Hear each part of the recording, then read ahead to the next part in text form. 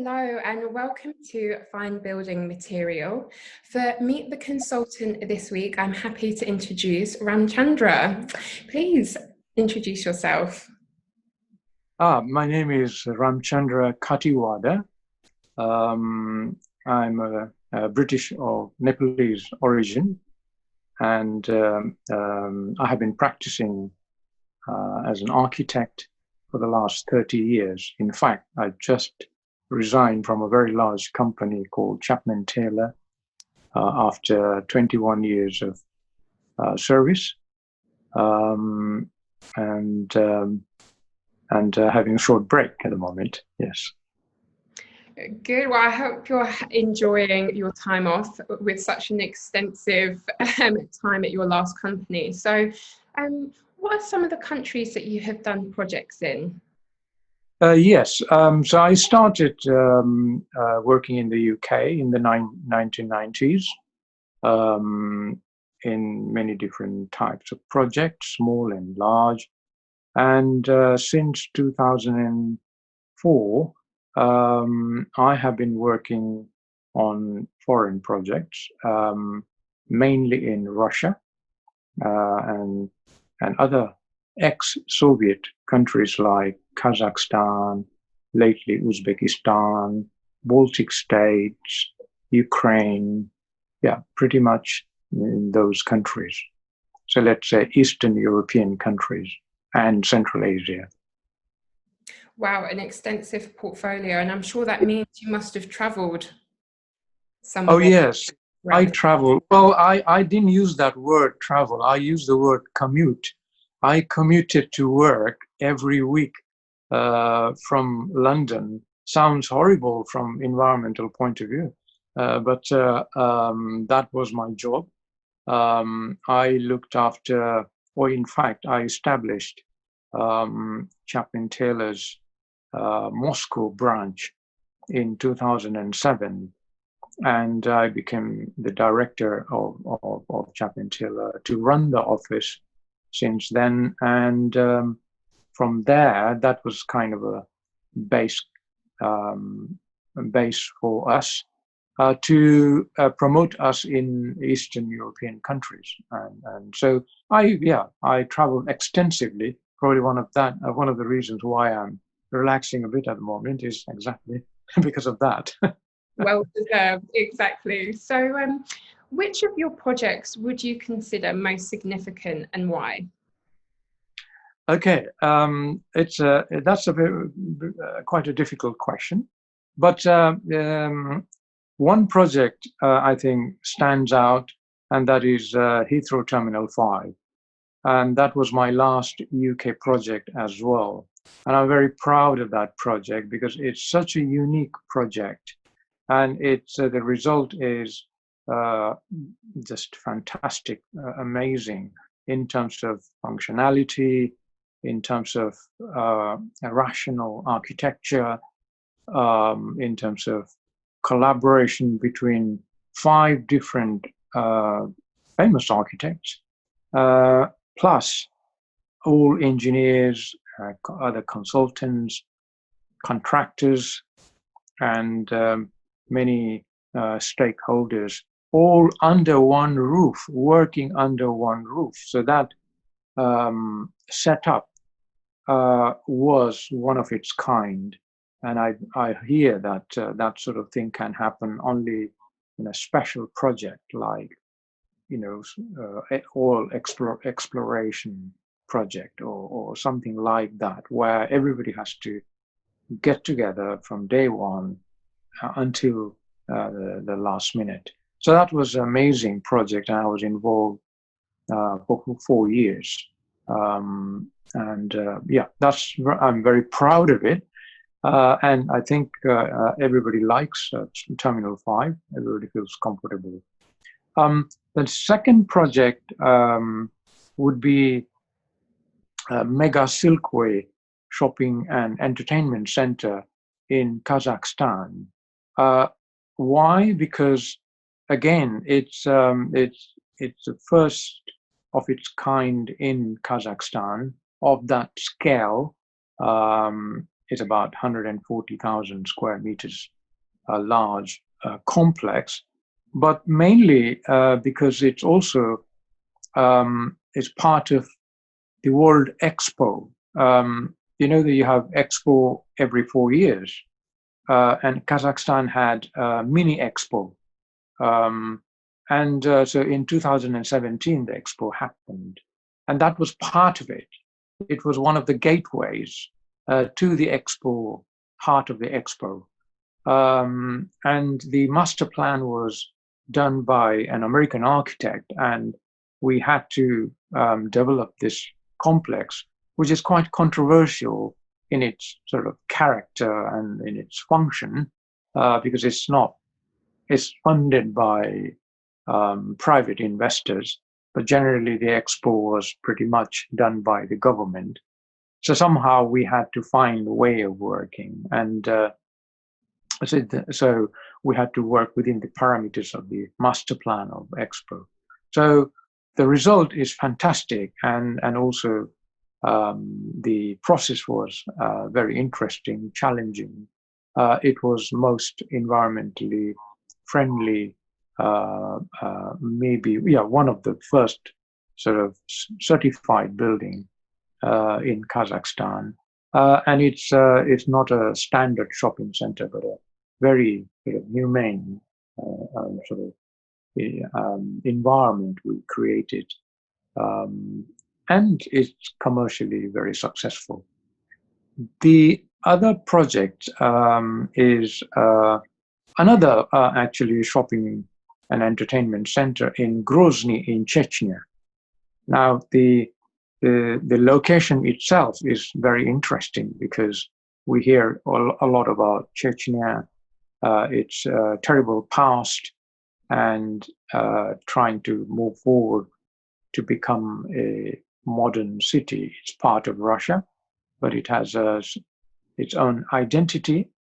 And why it was interesting, because it was very challenging for us to come up with something that is that can be embraced by locals. Now, Chechnya is a Islamic state, and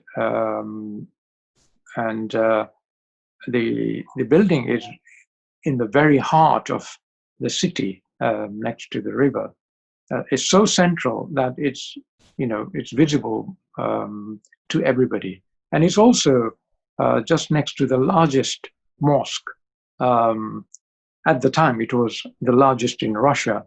It's a very beautiful mosque, and so it would be quite a unfriendly building, to be just next to the mosque.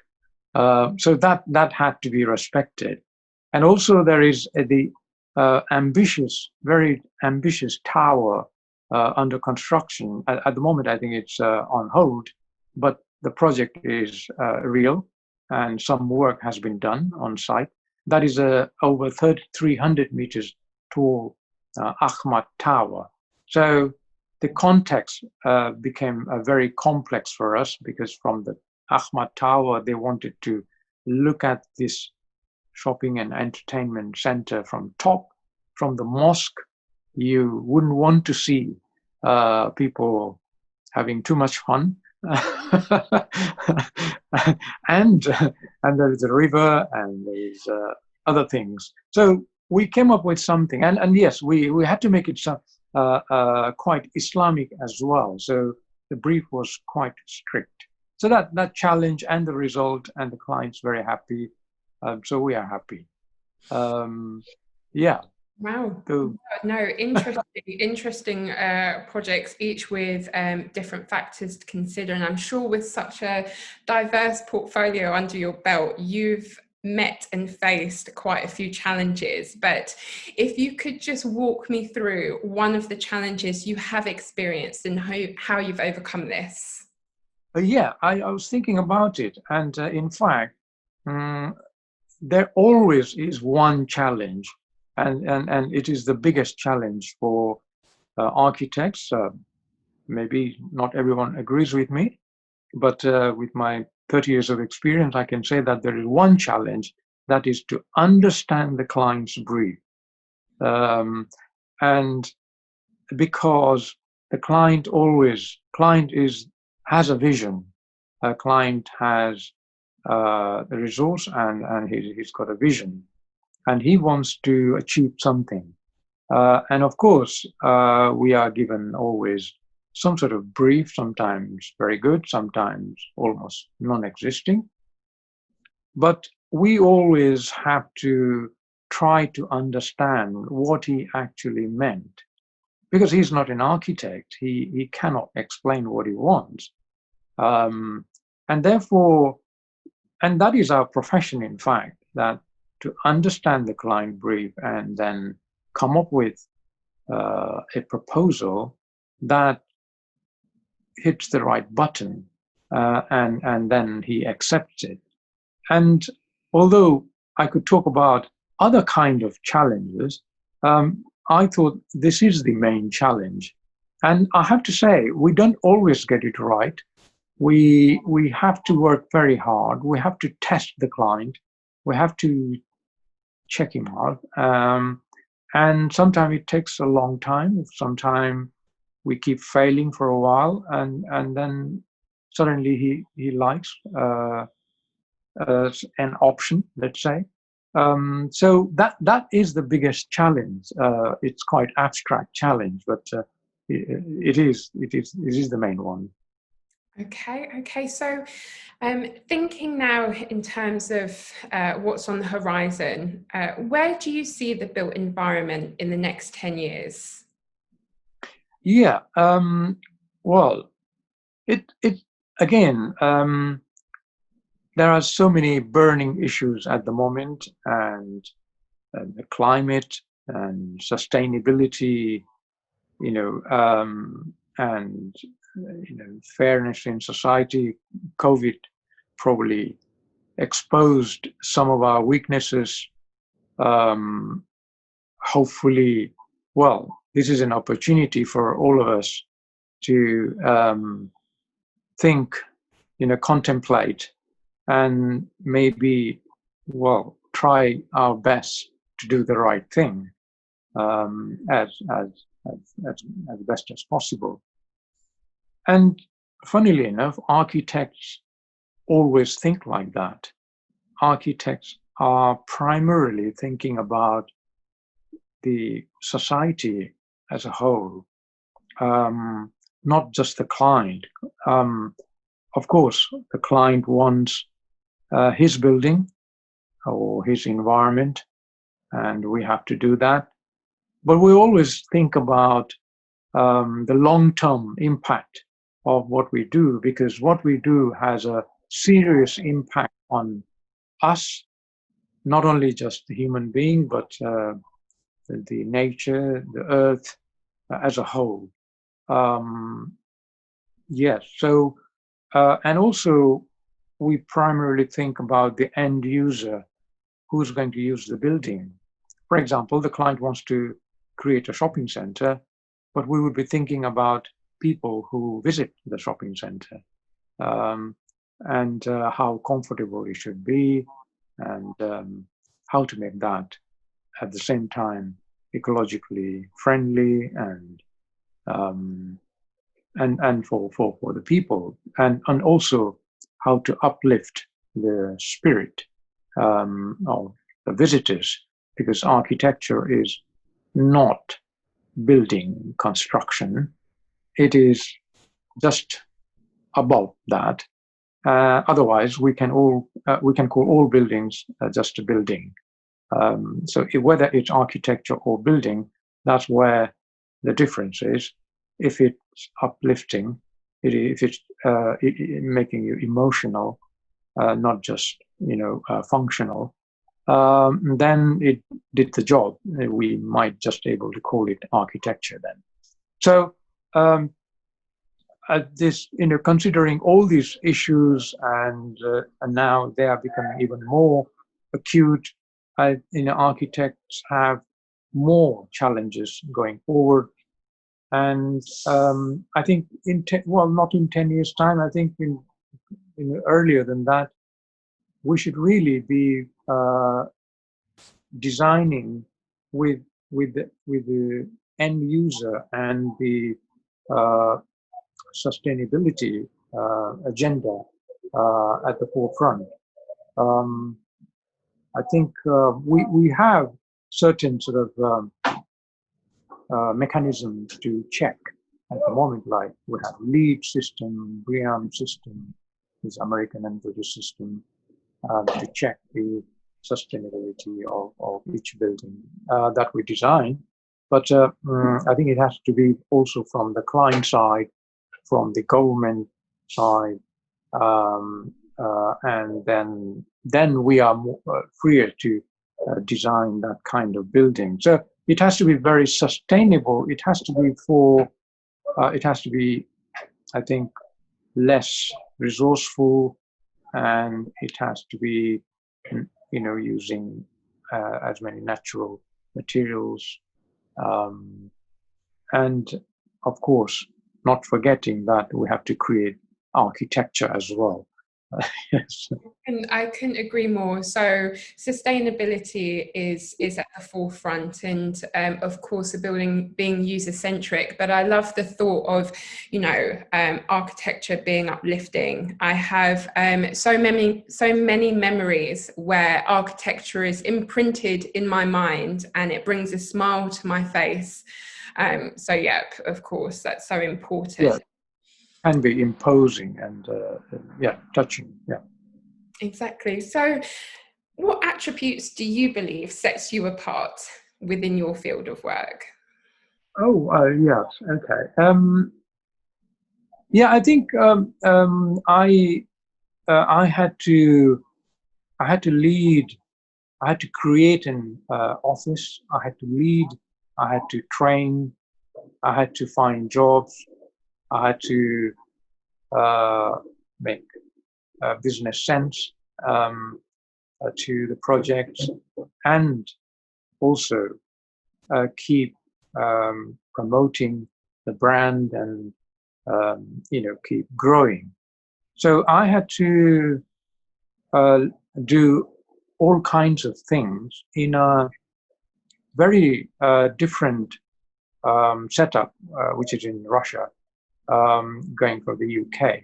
But one of the reasons I did that is also I have some sort of relationship with Soviet Union. I have been there. I have actually partly studied in Soviet Union, and I speak Russian language, and I understand the culture. So those things help. But apart from that, I mean, I think I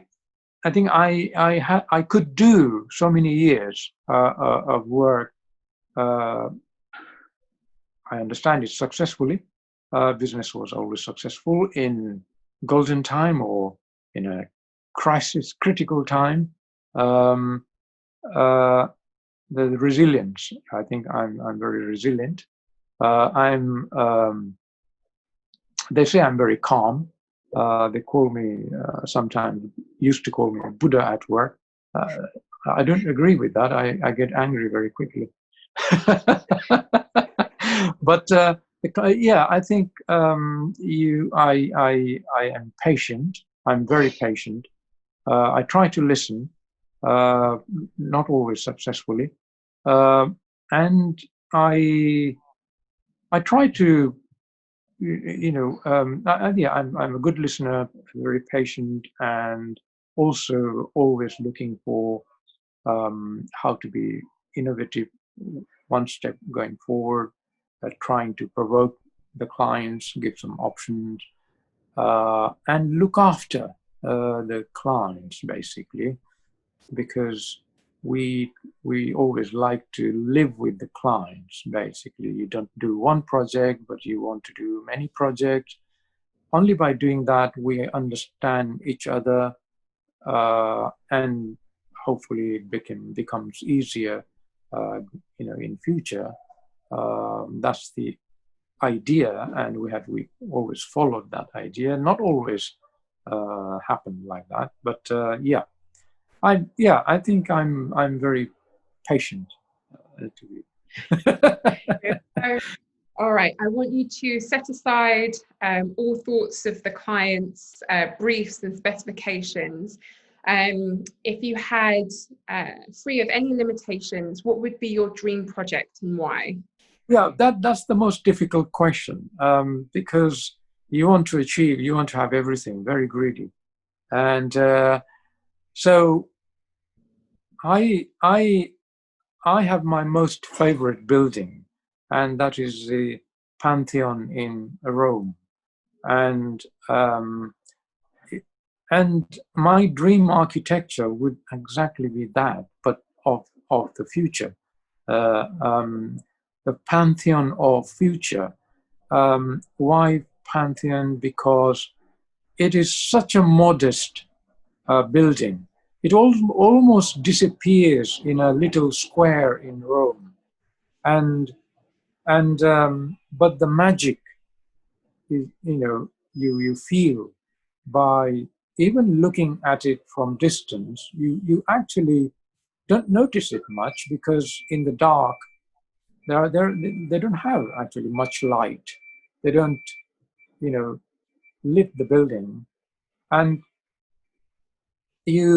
but it has, but you can't not miss it. It's got that it's got that magnetic thing, and you go there, you enter. It's one big space, nothing, and a giant cupola, the dome, with a very large opening in the middle, from where you get the daylight. And so it creates that magic with such a minimalist approach, because of the different time of the day. The light will then, go into the building and hits the wall or the floor, or things like that. And it keeps sort of changing. So you go there and you don't want to leave this building. It is so popular, but you don't understand why. It's a temple, and it's a fantastic place to contemplate, and be with yourself. And so it's got the harmony. Architecturally speaking, it's got one of the best harmony in terms of proportion, the scale. It's very, very human. You want to embrace. You want to hug the building. You love it. It's modest, and so how such a modest building can be so powerful. You can have such a massive impact on you, is quite interesting. And there aren't many buildings like that after that period. So my dream architecture would be of a similar nature, but responding to all our current challenges, and fit for a future purpose, in a way. Well, I love the picture that you just painted. And again, thank you for your time. Really appreciate it.